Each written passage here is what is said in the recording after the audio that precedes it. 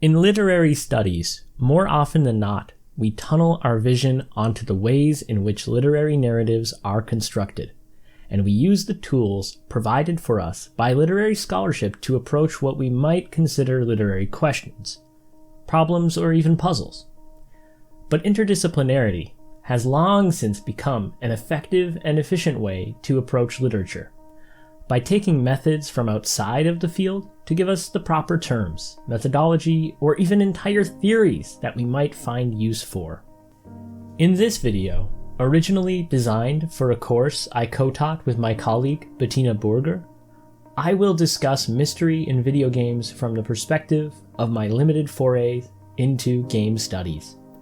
I am by no means a gaming scholar, holding degrees that touch more heavily on the fields of literature, cultural studies, and films. But I have taken a deep enough dive to determine some of the innovative ways we might use concepts from game studies to glean new perspectives on the broader mystery genre.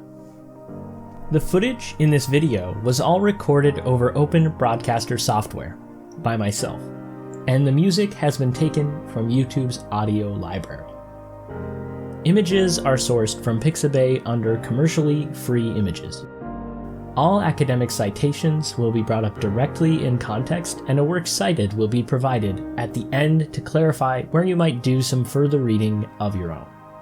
This work is also transformative in nature and falls under the principles of fair use, outlined in various ways in many different nations.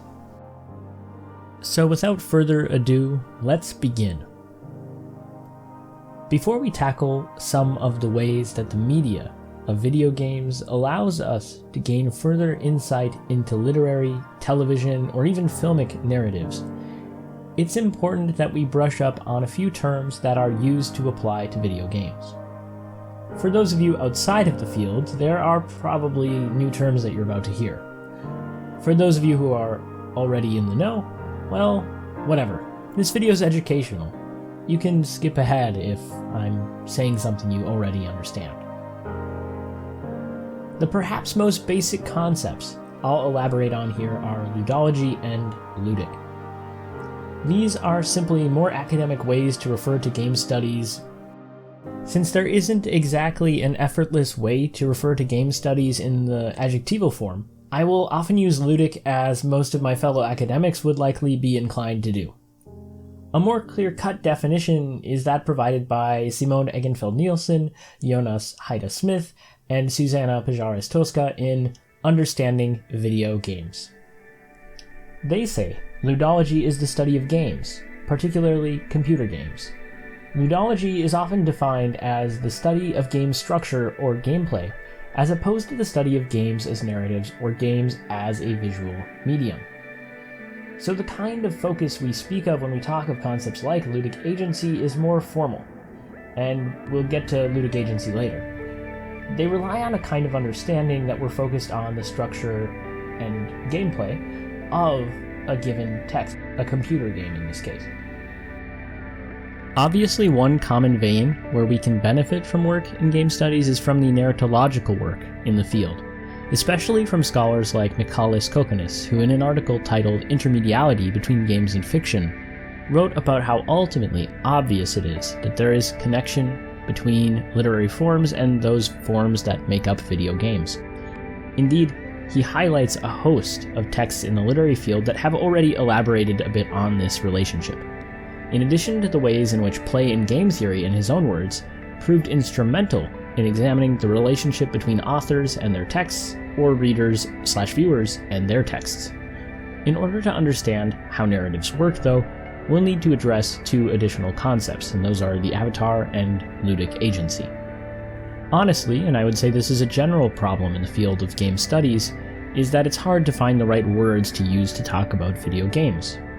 And so I'll be employing the use of the term avatar here, which most of us likely already know, and which is not necessarily grounded fully in game studies.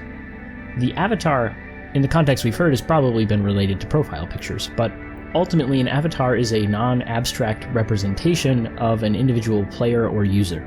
In video games, it can be thought of as a way of bringing diegetic concepts to life, focalizing knowledges and information behind different levels of representation. This is especially important in both literary narratives, where diegesis is often used to hide information from the reader, for example, James Watson in Sherlock Holmes, but it's no less important in ludic narratives. In fact, I would say it's a whole lot more important even. There are characters that we are required to play as in order to experience the content or consume the content of the game. In most mystery games, we play the role of a specific detective or a person with their own history, personality, and goals. But that's not always the case. In some games, mystery or otherwise, the avatar of the player is designed in large part by the player. Although that doesn't mean anything is possible.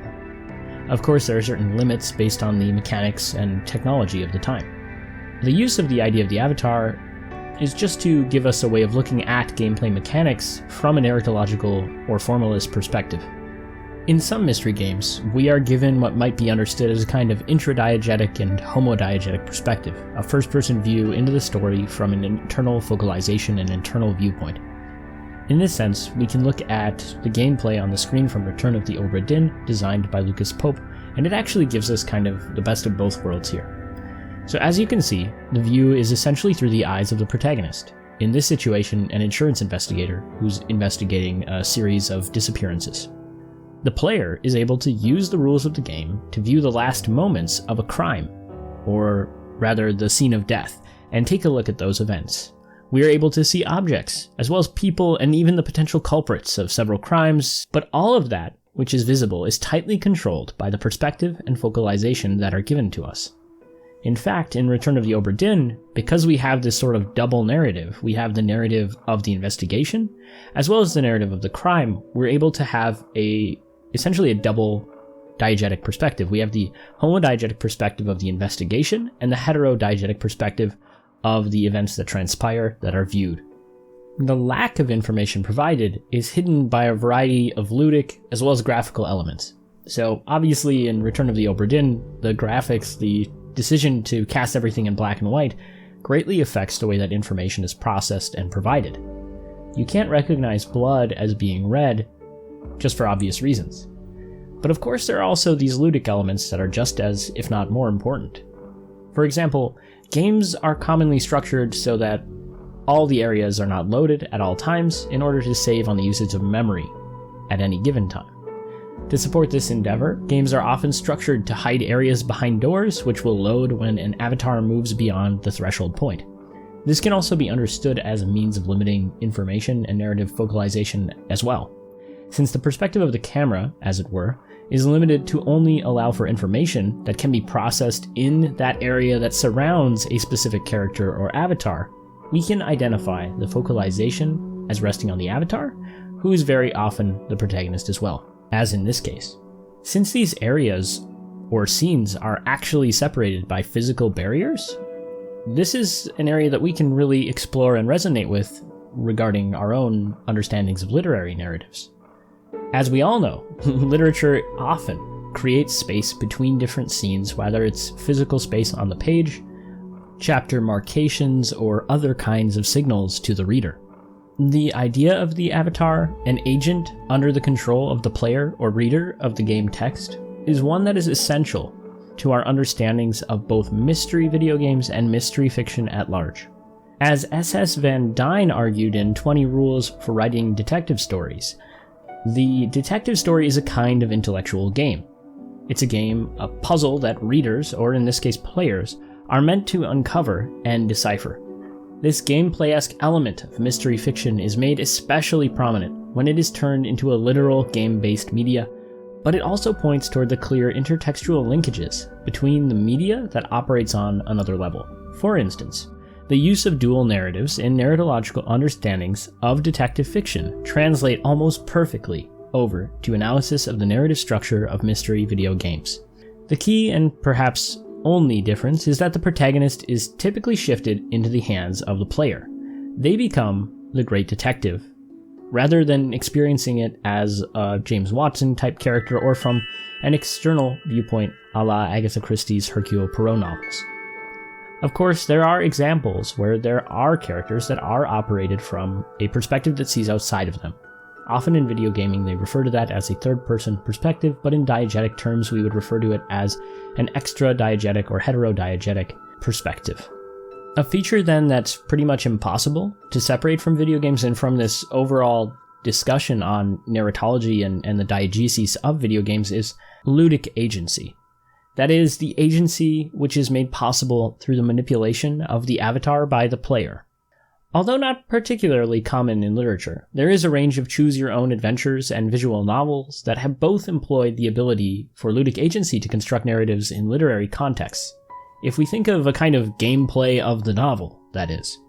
Even if we take the work of, for instance, Mark Z. Danielewski's House of Leaves, or we look at Vladimir Nabokov's Pale Fire, we can see that they employ a kind of ludic agency, a kind of gameplay of their own, an agency that's constructed from the mechanics and form of the given text. If we choose to understand and employ the concept of ludic agency, not to discuss the gameplay of literature, but rather to discuss the formal agential constraints that are made possible by different generic constructions and modes of writing, we might be able to explore the ways in which literature is able to highlight particular specificities that might impact our world. And in that same vein, game studies scholarship could benefit from formalized understandings of genre work and the ability for transmedial intertexts to inform their own narrative and ludic structures. Now, it's important for me to highlight that tension between form and content that I think matters here, as we are talking from an interdisciplinary perspective, and that's between narratology and ludology. Much like the debate between free-form content-based approaches and highly formalist approaches in literary studies, there are tensions between the differing ways that video games as a text can be interpreted. Works like Thomas H. Apperly's article Genre and Game Studies Towards a Critical Approach to Video Game Genres highlight some of the problematics and what is at stake. Much as I've done by naming this video Mystery in Video Games, I've already kind of set down my position. I've referred to mystery video games as well in the script even. So it's evident that I'm thrusting generic conventions that exist in the literary sphere onto the gaming one, ignoring perhaps the ludic gameplay elements to some extent, or pronouncing some of them perhaps in a particular way, maybe accentuating the narratological ones. But some of that tension is greatly exaggerated. Really, ludologist and narratological approaches can be used in tangent with one another to understand things. They aren't really oppositional so much as there's simply different aspects that can be incorporated or understood in different ways. Just as in literary studies, a discussion of form is assisted and helped by a discussion of content, so too can an analysis of games benefit from a narratological approach as well as a ludological one. They aren't really mutually exclusive in that sense. What the debate in game studies most best highlights is processes of consumption, and this is the area that I really want us to zoom in on as we close. It does matter a lot in literary studies how we consume a text, but it's not nearly as fleshed out as some of the more theoretical approaches that we find ranging from post-colonial studies to effect theory. Take, for instance, if we choose to understand ludic or gameplay components as they relate to reading, well, in reading, we have our own kinds of agency. We read the page, turning it with our hands. Or perhaps we listen to it via audiobook. Or perhaps we skim the electronic screen of our ebook reader or cellular phone. But that's not all. Maybe when we play a video game, we can skip particular scenes, and that affects the narrative experience, but that's just as true in literature. Maybe we find a couple lines that we don't want to read and we skip over them.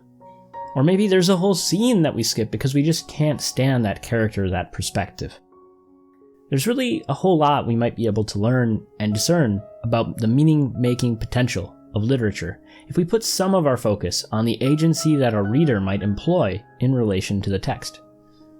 So perhaps there is something to be said about studying whether or not mysteries can even be solved in detective fiction.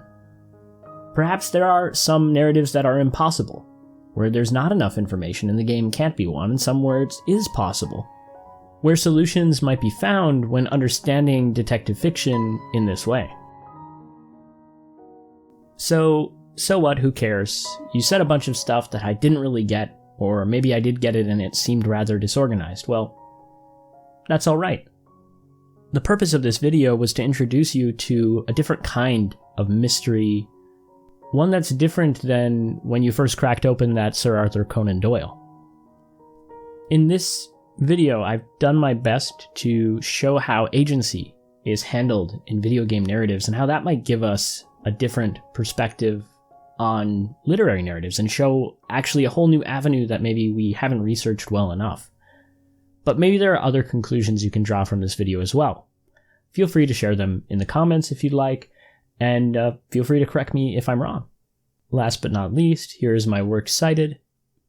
I hope that these readings, which I've referenced in the text, are a good basis for starting an engagement with game studies, and certainly there are more out there. Unfortunately, I'm not going to compile a whole list for you to see here, but I hope that some of these texts might help you to, well, bridge the gap. Thank you very much, and have a great day.